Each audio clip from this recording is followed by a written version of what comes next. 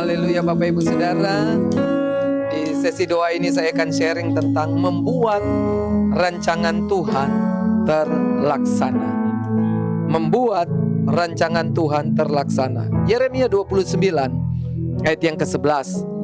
Ini ayat yang sudah terkenal. Yeremia 29 ayat 11 ini tentang rancangan-rancangan Tuhan. Apa rancangan Tuhan untuk kita? Sebab aku ini, yaitu Tuhan, mengetahui rancangan-rancangan apa yang ada padaku, pada Tuhan mengenai kamu, mengenai setiap kita. Demikianlah firman Tuhan, yaitu rancangan damai sejahtera dan bukan rancangan kecelakaan, untuk mendatangkan, untuk memberikan kepadamu hari depan yang penuh harapan. Jadi lihat rancangan Tuhan, rancangan damai sejahtera, bukan kecelakaan.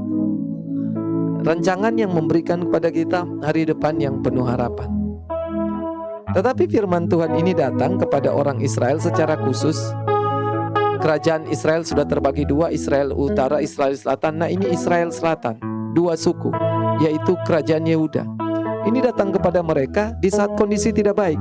Kita lihat ayat 1, Yeremia 29 ayat 1. Firman Tuhan berkata, beginilah bunyi surat yang dikirim oleh Nabi Yeremia dari Yerusalem kepada tua-tua di antara orang buangan. Jadi Yeremia tulis surat kepada orang Israel, Yehuda, yang sedang ada dalam pembuangan di Babel. Ini kondisi yang bertolak belakang Bapak Ibu Saudara. Bagaimana mungkin dikatakan ini bukan kecelakaan? Mereka sedang ada dalam pembuangan. Bagaimana mungkin ini dikatakan hari depan penuh harapan kalau mereka sedang ditawan oleh orang Babel? Tapi Tuhan bilang, rancangan Tuhan itu adalah rancangan damai sejahtera, hari depan penuh harapan. Bapak Ibu Saudara, apakah kita sedang menghadapi kondisi yang terbalik seperti hari ini? Kita dapat janji Tuhan, rancangan Tuhan atas hidup kita, atas masa depan kita, atas keluarga kita, atas pelayanan kita, atas gereja kita, atas kota kita, atas bangsa kita. Tapi kondisi kita seperti orang Israel, secara khusus orang Yehuda, sedang dalam kondisi tertawan, diperbudak, dikontrol, dikendalikan, tidak bebas, sebagai budak, diperhamba. Sepertinya kecelakaan, sepertinya gelap, tidak ada harapan. Dan secara umum seluruh dunia sedang menghadapi itu. Pandemi COVID-19 sedang mengendalikan kelihatannya, sedang menguasai, memperbudak orang-orang. Kita tidak bebas hari-hari ini. Dan kita berpikir, wow, saya tidak mungkin mengalami apa yang Tuhan sudah janjikan. Tunggu dulu. Kita lihat rancangan Tuhan, janji Tuhan atas kita, ya dan amin. Kenapa? Allah tidak pernah berdusta, itu pertama. Kedua, Allah tidak pernah lupa. Ketiga, Tuhan tidak pernah lalai. Dan yang keempat, God is able. Tuhan sanggup untuk mengenapi janjinya. Jadi dengar baik-baik, Tuhan tidak pernah lupa. Tuhan tidak lalai. Dia sanggup untuk mengenapi. Dia tidak gagal. Dia pasti dapat mengenapi semua janji Tuhan atas hidup kita. Tetapi lakukan hal ini. Kita lihat apa yang mereka harus lakukan. Ayat 12, Yeremia 29 ayat 12 sampai ayat yang ke-14. Setelah rancangan Tuhan itu, rancangan damai sejahtera dan hari depan, Tuhan bilang, dan apabila kamu berseru di tengah kondisi yang tidak mungkin, kondisi yang mustahil, Tuhan bilang, tetapi kalau kamu berseru dan datang untuk berdoa kepadaku, maka aku, Tuhan, akan mendengarkan kamu. Apabila kamu mencari aku, kamu akan menemukan aku. Dengar, Tuhan bilang kalau kita berseru, Tuhan akan dengar. Tuhan bilang kalau kita cari Tuhan, kita pasti menemukan Tuhan. apabila kamu menanyakan aku dengan segenap hati. Ayat 14. Aku akan memberi kamu menemukan aku. Demikianlah firman Tuhan. Dan lihat ini dahsyat. Aku akan memulihkan keadaanmu dan akan mengumpulkan kamu dari antara segala bangsa dan dari segala tempat-tempat kemana kamu telah kucerai-beraikan. Demikianlah firman Tuhan, dan aku akan mengembalikan kamu ke tempat dari mana aku telah membuang kamu. Dan ini sudah digenapi. Israel sempat terhilang kurang lebih 2000 tahun lamanya, tercerai-berai. Tapi kemudian mereka mulai kembali. Dan apa yang terjadi? Negara Israel yang sudah pernah hilang sekarang berdiri lagi, diakui oleh segala bangsa. Walaupun ada bangsa-bangsa yang belum mengakui. Tapi kelihatannya 2000 tahun lenyap, hilang, nggak ada jejak. Tapi Tuhan nggak lupa, Tuhan nggak lalai, Tuhan nggak gagal. Dia sanggup untuk menggenapi janjinya. Asal apa? Berdoa, berseru. Kita lihat Yeremia 31 ayat 1-6. Apa Tuhan melakukan untuk orang Israel? Ayat 1-6. Pada waktu itu demikianlah firman Tuhan. Aku akan menjadi Allah segala kaum keluarga Israel, dan mereka menjadi umatku. Perhatikan Bapak Ibu Saudara, ketika kita baca firman Tuhan untuk orang Israel, itu juga untuk kita. Paulus mengatakan pada jemaat di Korintus, kitalah Israel, Israel rohani. Di perjanjian baru kita umat pilihan Tuhan yang sudah ditebus oleh darah Yesus. Jadi kita lihat apa yang firman Tuhan katakan waktu kita baca Yeremia ini, itu juga untuk kita. Beginilah firman Tuhan. Ia mendapat kasih karunia di padang gurun. Bukankah kita orang Kristen mendapat kasih karunia Tuhan? Yaitu bangsa yang terluput dari padang itu. Israel berjalan mencari istirahat bagi dirinya. Dari jauh Tuhan menampakkan diri kepadanya. Aku mengasihi engkau dengan kasih yang kekal. Saya suka ayat ini. Aku mengasihi engkau dengan kasih yang kekal. Tuhan mengasihi Bapak Ibu Saudara dengan kasih yang kekal. Mungkin Bapak Ibu Saudara sekarang gagal. Mungkin Bapak Ibu Saudara sekarang jatuh. Mungkin Bapak Ibu Saudara sekarang sedang jauh dari Tuhan, sedang meninggalkan Tuhan. Kasih Tuhan kepada kita kekal. Selama kita mau kembali kepada Tuhan, kasih Tuhan atas kita nggak pernah lenyap. Lihat, sebab itu aku melanjutkan kasih setiaku kepadamu. Mungkin kita sudah memberontak seperti orang Israel. Mungkin kita sudah bersalah seperti orang Israel. Sudah berbalik dari Tuhan seperti orang Israel. Tapi waktu kita kembali kepada Tuhan, Tuhan akan kembali melanjutkan kasih setianya. Aku akan membangun engkau kembali, sehingga engkau dibangun, hai anak darah Israel. Engkau akan menghiasi dirimu kembali dengan rebana, dan akan tampil dalam tari-tarian orang yang bersukaria.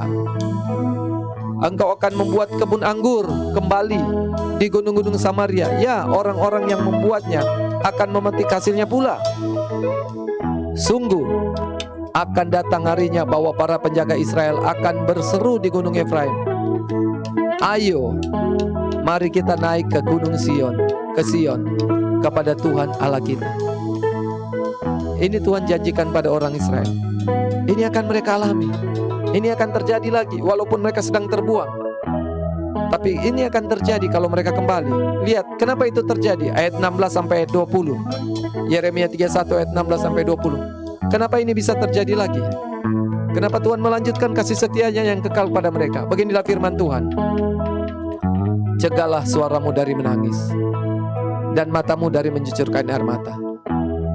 Ternyata mereka datang menangis di hadapan Tuhan. Mereka datang mencucurkan air mata. Itu namanya doa-doa dengan segenap hati. Sebab untuk jeripayamu ada ganjaran. Dengar, untuk jeripayamu ada ganjaran. Paulus bilang di 1 Korintus 15 ayat 52, segala jeripaya kita di dalam Tuhan itu enggak sia-sia. Malam ini kita berdoa. Setiap malam kita berdoa. Mungkin sepanjang waktu Bapak Ibu sudah berdoa untuk pemulihan keluargamu, untuk pekerjaanmu, untuk masa depanmu, untuk pasangan hidupmu, untuk anak-anakmu, untuk gerejamu, untuk kotamu, untuk bangsamu. Tuhan bilang akan ada waktunya. Tuhan bilang berhenti menangis, berhenti cucurkan air mata. sebab untuk jeripayamu ada ganjaran. Apa yang kita lakukan malam ini nggak sia-sia. Tuhan akan membalas upahnya. Demikianlah firman Tuhan. Mereka akan kembali dari negeri musuh. Ayat 17. Masih ada harapan untuk hari depanmu. Hey, COVID-19 ini bukan akhir segalanya Bapak Ibu Saudara. Masih ada harapan untuk hari depanmu. Demikianlah firman Tuhan. Anak-anak akan kembali ke daerah mereka. 18. Telah aku dengar sungguh-sungguh Efraim meratap. Ternyata kenapa Tuhan lakukan itu? Karena Efraim meratap, berdoa, bertobat, berbalik. Dia berkata, engkau telah mengajar aku dan aku telah menerima ajaran seperti anak lembu yang tidak terlatih. Bawalah aku kembali. Ternyata dia berdoa, dia berseru, bawa aku kembali supaya aku berbalik, sebab engkaulah Tuhan Allahku. 19. Sungguh sesudah aku berbalik aku menyesal, dan sesudah aku tahu akan diriku, aku menepuk pinggang sebagai tanda berkabung. Dia berkabung Bapak Ibu Saudara. Ini bahasa perjanjian baru, dia berpuasa. Kalau Bapak Ibu sudah berpuasa, Tuhan gak lupa. Aku berasa malu dan bernoda, dia bertobat, sebab aku menanggung aib masa mudaku. Ayat 20. Anak kesayangankah gerangan Efraim bagiku, Tuhan katakan, atau anak kesukaankah? Sebab setiap kali aku menghardik dia, tak putus-putusnya aku terkenang kepadanya. Sebab itu hatiku, selanjutnya, terharu terhadap dia. Tak dapat tidak, aku akan menyayanginya. Demikianlah firman Tuhan. Kita sudah dibayar lunas, ditebus oleh darah Yesus. Tak dapat tidak, Tuhan tidak akan menyayangkan. Gak mungkin Tuhan akan melupakan kita kalau kita bertobat, kalau kita berbalik kepada Tuhan. Yang terakhir Yeremia 33 ayat 2-9. Dua kali kita temukan Yeremia 29, Yeremia 31. Bagaimana membalik keadaan, membuat rancangan Tuhan tetap terlaksana atas hidup kita. Berdoa, berseru kepada Tuhan, merendahkan diri, berbalik kepada Tuhan. Kita lihat Yeremia 33. Beginilah firman Tuhan yang telah menjadikan bumi dengan membentuknya dan menegakkannya. Tuhan ialah namanya. Berserulah kepadaku. Ini yang ketiga Tuhan katakan lagi. Berserulah kepadaku, maka aku akan menjawab. Bukan mudah-mudahan aku menjawab, bukan semoga aku menjawab. Aku akan menjawab engkau, dan akan memberitahukan kepadamu hal-hal yang besar dan yang tidak terpahami, yakni hal-hal yang tidak kau ketahui. Sebab beginilah firman Tuhan Allah Israel mengenai rumah-rumah di kota ini dan mengenai gedung-gedung istana Raja Yehuda yang dirobohkan untuk dipakai terhadap tembok-tembok penghubungan dan pedang. Orang akan masuk pertempuran melawan orang-orang Kasdim, dan kota ini akan penuh dengan bangkai-bangkai manusia yang telah kupukul mati karena murkaku dan kehangatan amarahku. Sebab aku telah menyembunyikan wajahku dari kota ini oleh karena segala kejahatan mereka. Sesungguhnya lihat, kalau mereka berdoa, mereka bertobat, mereka berseru kepada Tuhan, aku akan mendatangkan kepada mereka kesehatan, kesembuhan. Ini yang kita butuhkan hari-hari ini, kesehatan, kesembuhan dari COVID-19. Aku akan menyembuhkan mereka dan akan menyingkapkan kepada mereka kesejahteraan. Ini yang kita butuhkan hari-hari ini, kesejahteraan dan keamanan yang berlimpah-limpah. Hari ini orang-orang dilanda oleh rasa takut, rasa aman hilang. Tapi Tuhan bilang, aku akan memberikan keamanan berlimpah-limpah. Ayat 7. Aku akan memulihkan keadaan Yehuda dan Israel, dan aku akan membangun mereka seperti dahulu. Aku akan mentahirkan mereka dari segala kesalahan yang mereka lakukan dengan berdosa kepada aku. Tuhan akan menguduskan kita lagi. Dan aku akan mengampuni segala kesalahan yang mereka lakukan dengan berdosa dan dengan memberontak terhadap aku. Terakhir, dan kota ini akan menjadi pokok kegirangan. Kita akan menjadi pokok kegirangan, ternama, terpuji, dan terhormat bagiku. Tuhan akan memulihkan kita lagi, bahkan lebih dari sebelumnya, menjadi ternama, terpuji, dan terhormat bagi Tuhan di depan segala bangsa di bumi yang telah mendengar tentang segala kebajikan. Lihat, segala kebajikan yang kulakukan kepadanya. Mereka akan terkejut dan gemetar karena segala kebajikan, lihat, dan segala kesejahteraan yang kulakukan kepadanya.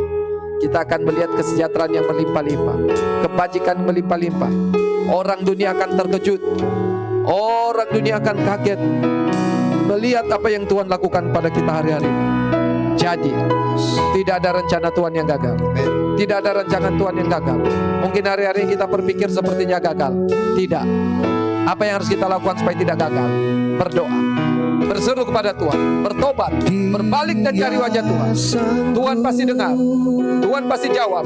Kita pasti menemukan Tuhan, dan Dia pasti memulihkan kita. Haleluya. Perkara yang besar.